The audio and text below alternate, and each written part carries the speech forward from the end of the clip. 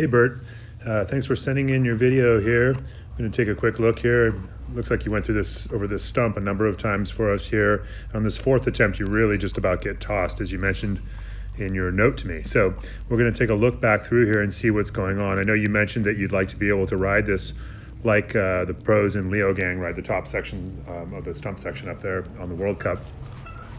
So we're just going to look back through this and take a look at what's going on here. We're going to slow this down a little bit so we get a good look at it. There are a couple things going on here.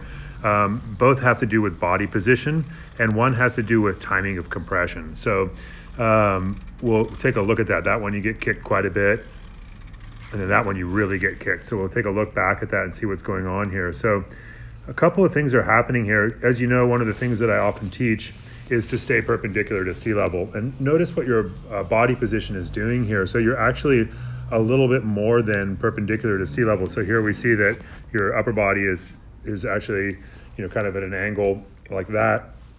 You are standing up over your legs, but notice that here that your head is essentially in front of your feet. So your head is actually like in front of your feet. So you've kind of moved your torso forward a little bit more than I would have you do. The other thing that's happening here because of that slight error in terms of position is you're getting your rear wheel to unload a little bit too early. So if we look here, what we're going to see is that your rear wheel is actually unloading, and it's actually in the air here up over the stump before you actually get airtime. So if we look at that again, we really see here that as you scoot forward, it unloads the rear end, and the back end comes up in the air and then gets kind of kicked when it contacts the top of the stump.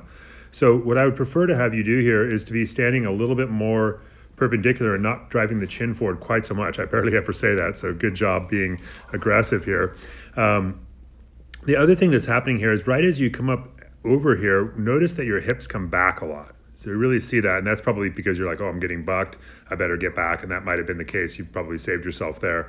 But what I would like here is a couple of things. So when you're moving into this, you should be standing a little taller. It's a little hard to see here from the fern, but there's a lot of bend in your knees here. So you don't really have a lot of room left to extend or to retract your legs underneath you. They're already quite retracted, and you haven't really got up the stump yet. So I would have you be standing just a little bit taller in this moment so that you have room to let the bike up into your body.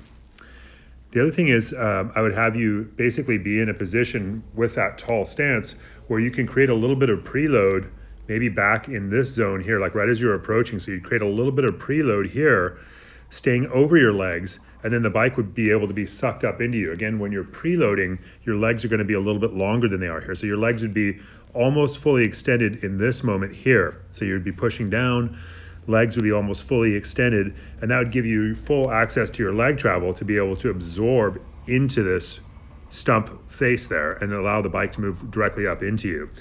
Anytime that our hips are coming back like this, or anytime that we start kind of low as we head into something like this with a lot of knee bend, we don't have a lot of room left in our body. So I'd have you stand a little taller, create a little bit more preload here, and then make sure the bike is moving directly up underneath you rather than your chin moving forward quite so much.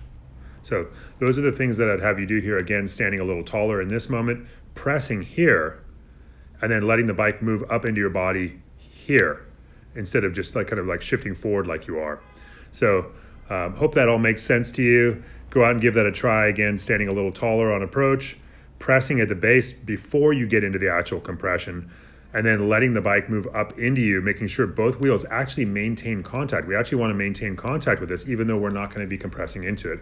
As you said in your message to me, this is a place where you're trying not to get air because of the two trees that exist right after this, and we'll take a look at those trees now. So you can really see here as you're coming down here, as you come up over the stump here, there are two trees right there. So this is not a good one to feature. So you are trying to stay on the ground.